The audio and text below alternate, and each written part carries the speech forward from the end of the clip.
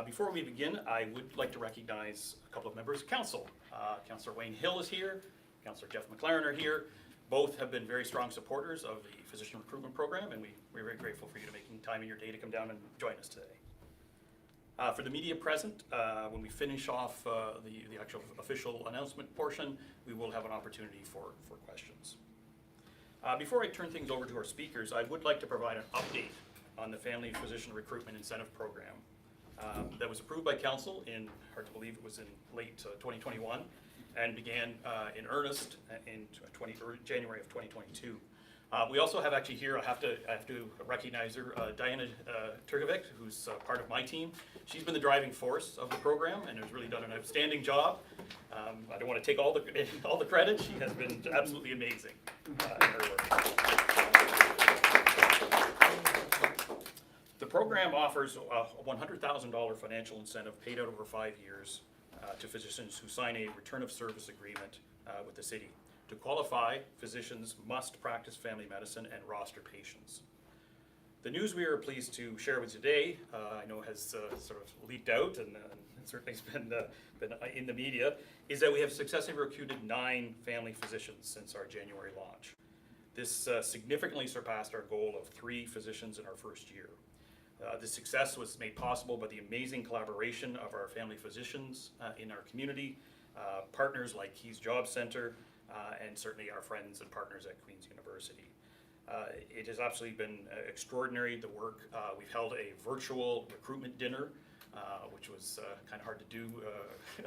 We were all set to have it in person, and it ended up with restrictions having to go virtual. But it was incredibly successful. That was with the graduating family medicine program at Queen's University.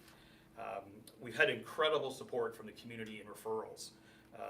Citizens, residents coming forward with referrals, family members who are family doctors in other parts of Canada, and who they wanted to have them return to our area.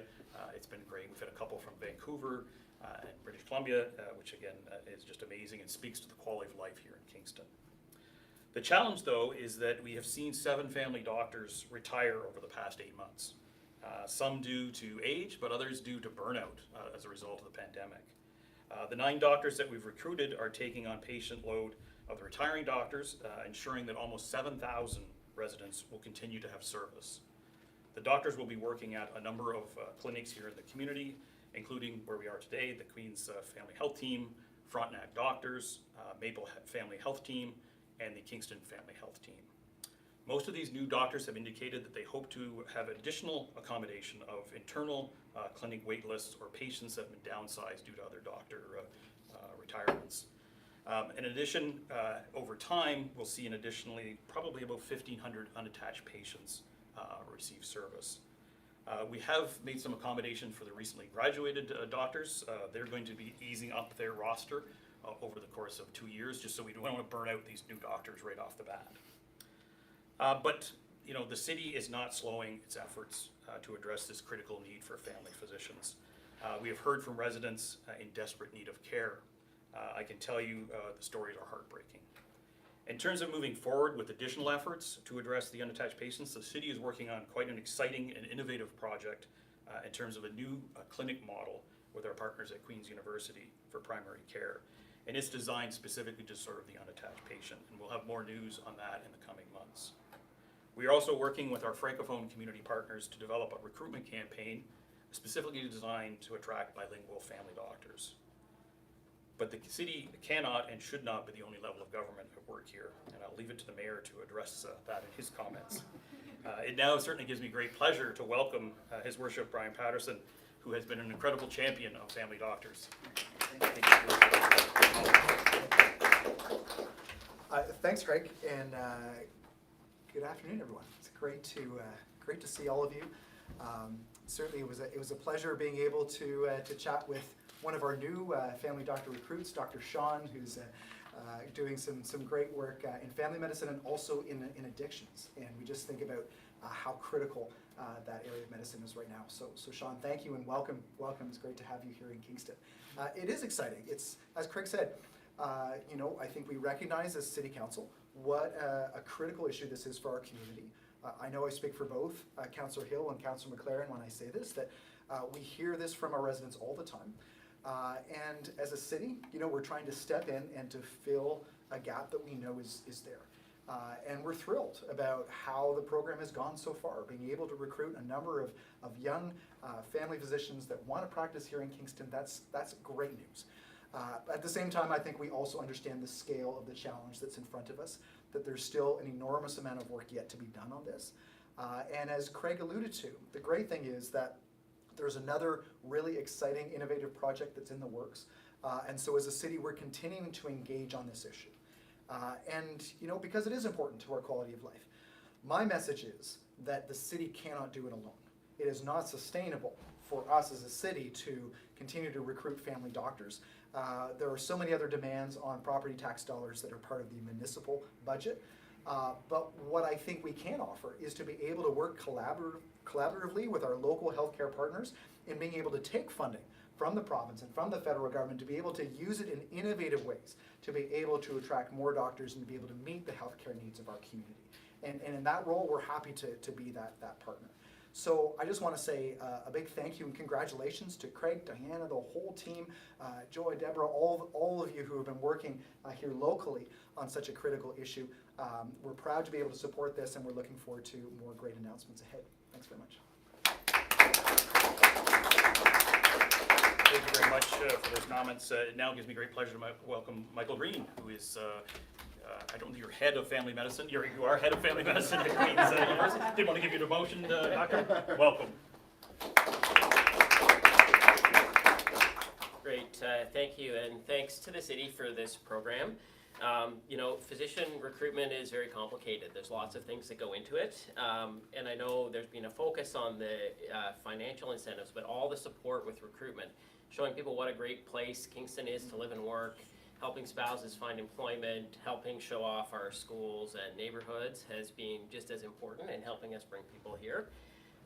The financial incentives also help. Our new grads, we have lots of residents graduating from Kingston. They may often graduate with significant debt.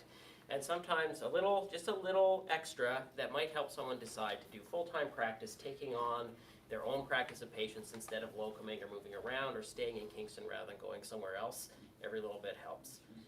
We've also brought some physicians here from out of province. And that's a big move for people to make. And there's a financial hit that goes with making a big move like that too. So this incentive program helps people also be able to say, yes, I'd like to pick up and come to Kingston because it's a great place to work. So thanks to the city. I agree with your comments. All levels of government need to work on this.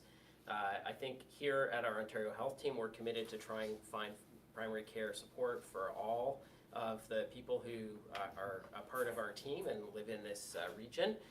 It's going to take some time and some work, so I look forward to the city remaining strong partners in those efforts. Thank you very much. Thank you very much, Dr. Green. Next, it gives me great pleasure, someone who's incredibly passionate about our community, about the care of our community. She is, let me get this right, she's the District 7 Chair of the Ontario Medical Association. She's a doctor, Dr. Joy Hadley. Thank you very much for joining us today.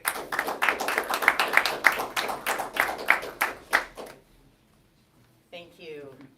Such an exciting day. So long in the making, and I'm just pleased to have been a small part of this success.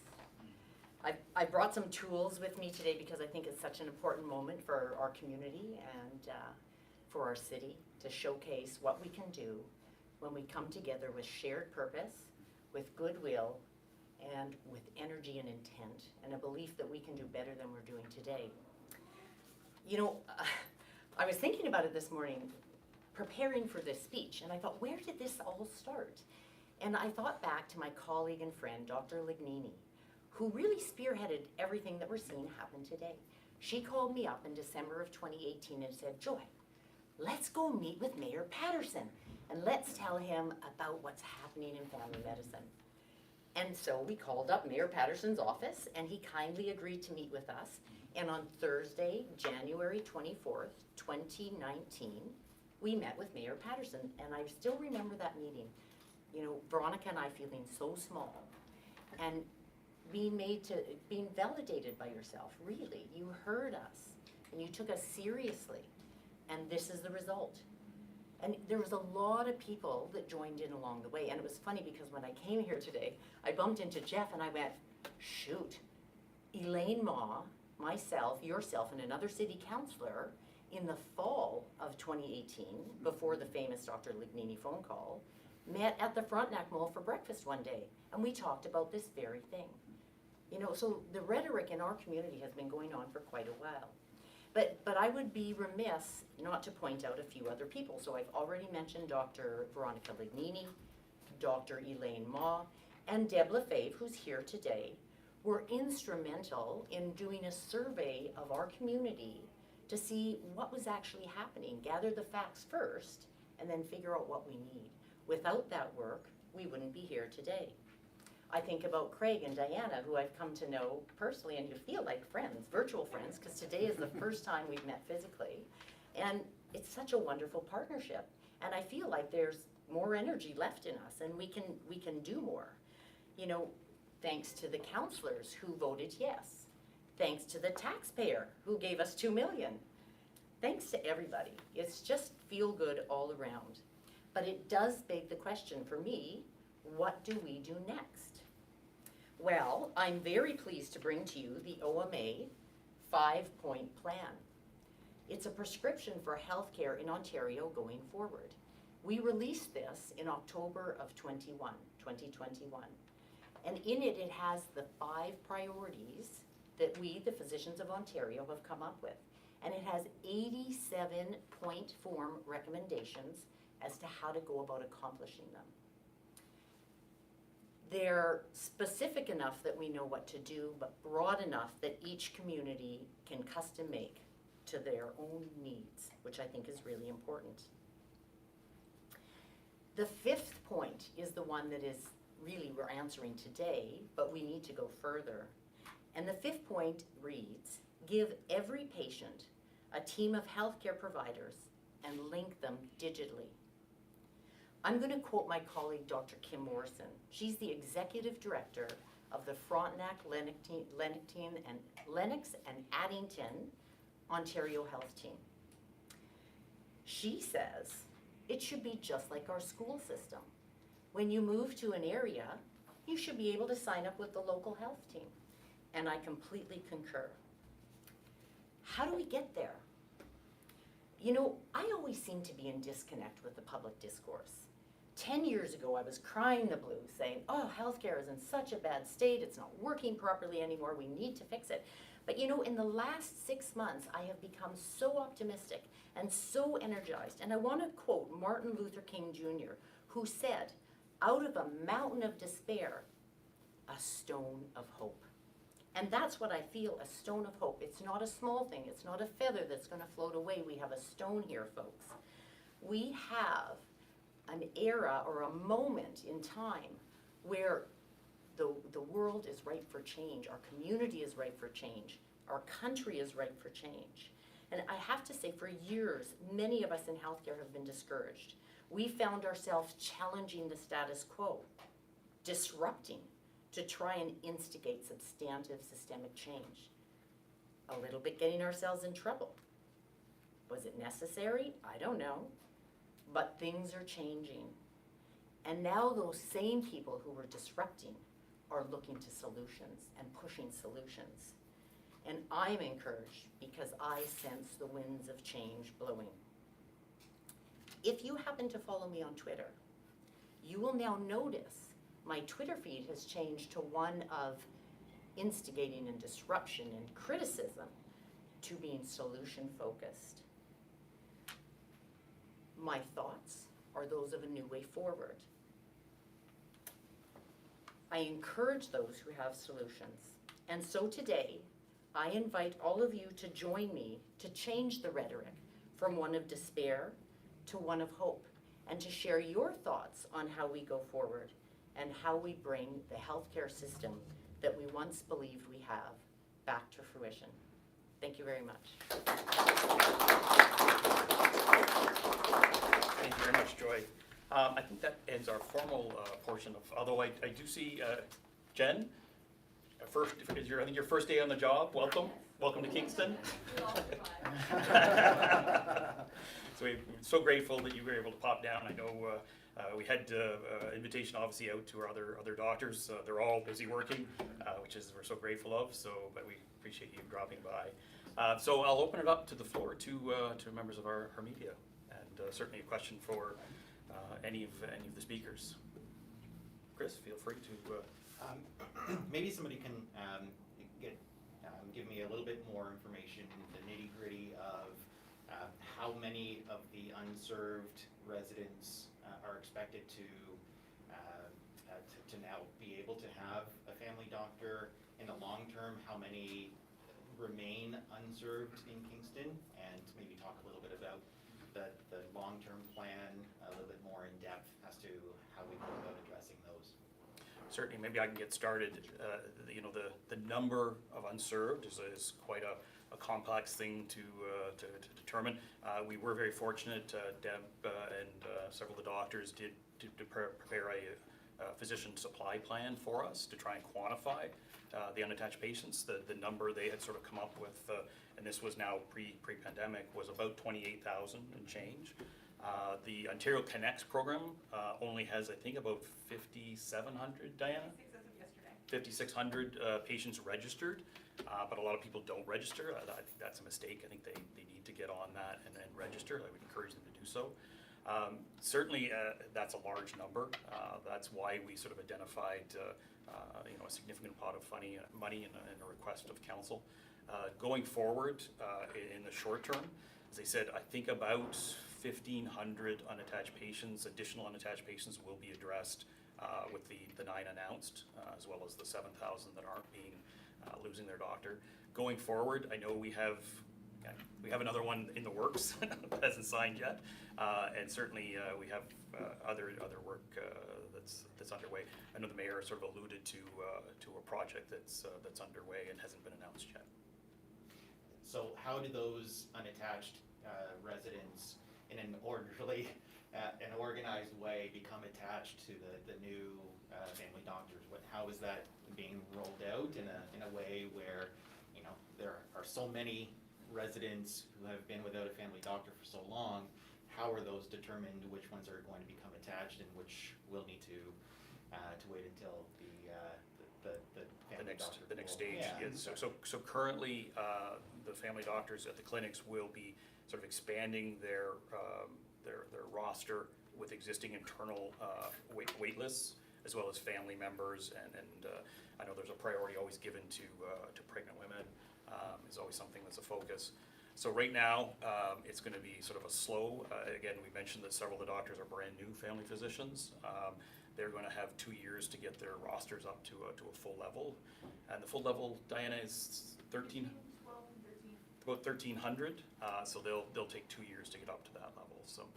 If I could just, so Chris, one other thing that I'll add, Craig made mention of this, it is important for people to register with Healthcare Connect. It enables us to track them because we have other projects in the works. And so understanding and having that as a database is really going to be important for us to be able then to reach out to those that don't yet have that family doctor. So that's what I'd say. Other questions? There are other roles other than family doctors that may also be able to fill in, not necessarily all of the things that are in high demand in the City of Kingston, but at least some of them. For example, nurse practitioners, those kinds of roles. Are you able to talk a little bit about what might be in the works, or what some of those challenges and successes have been up until this point? I can tell you you're correct.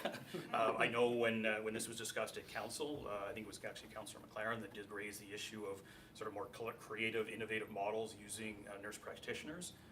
That is part of this new model that is being developed, and we'll certainly be looking to make sure that nurse practitioners are all available to help address this issue.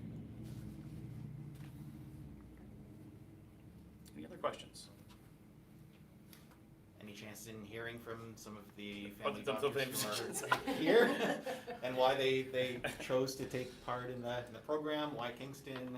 Any impromptu comments, Jen or Sean? What brought you to Kingston? Sure. Well, I'm from Kingston. Born and raised here, but have been in Victoria, BC for the past 15 years. And family medicine is challenging everywhere. And it's a wonderful job, but it's also demands a lot from you. And it was starting to demand a lot from me, and a lot from my family as well. And so the sort of silver lining of COVID, I think, that happened for a lot of us was that it really highlighted things that maybe you could tweak and make your life a bit better with. And a big part of that was family. I'm in family medicine because I really believe in families, and family is super important to me. And so sometime in COVID, I think it started to dawn on myself and my husband that maybe we need to be a bit closer.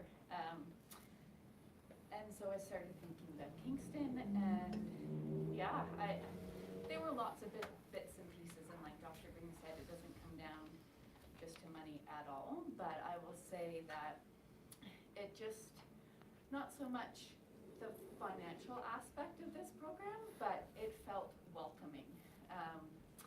And so all the steps of the way just sort of snowballed to feeling more and more welcoming. And it was, a big piece of that was, as you guys started off saying, how the community was all working together, and how council and the mayor actually felt this was a problem and was willing to listen and do a little something about it.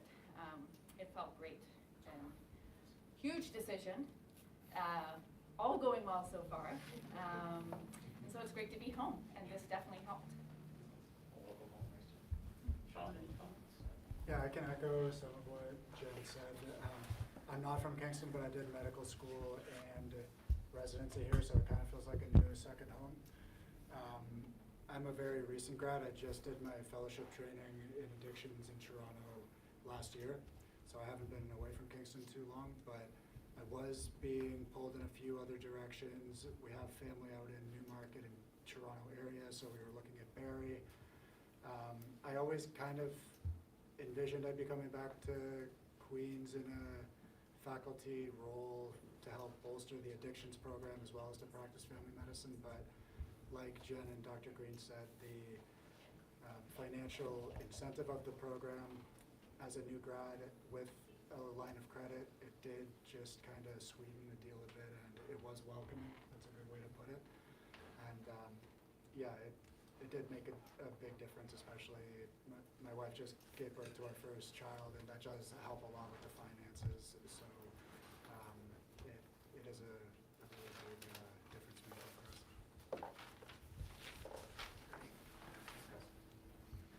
It's interesting. I can speak to it. My name is GYA.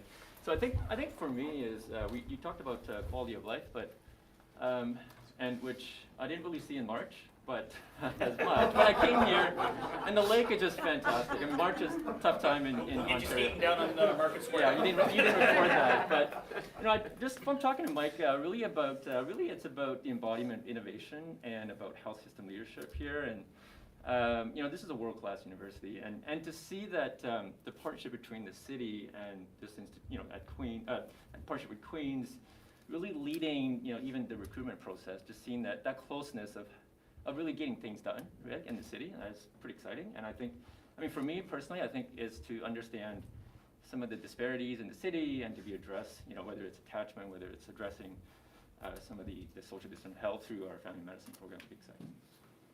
That's wonderful. It's interesting that the comment from Jen, we had a number of referrals from residents here in Kingston. If there's any more out there, it was actually from mothers who said, "Oh, my son or daughter is a family doctor," and I said, "Oh, you want to see more of your son or daughter?" They said, "No, I want to see more of my grandchildren." so again, if you want to see more of your grandchildren, your parents, your kids are family doctors, give us a shout, and maybe we can help bring them home to Kingston. So, any other questions? Well, again, thank you so much, doctors, for joining us. I know how busy you are. And thank you, everybody, for attending today. And the work continues in earnest. So have a great day. Thank you.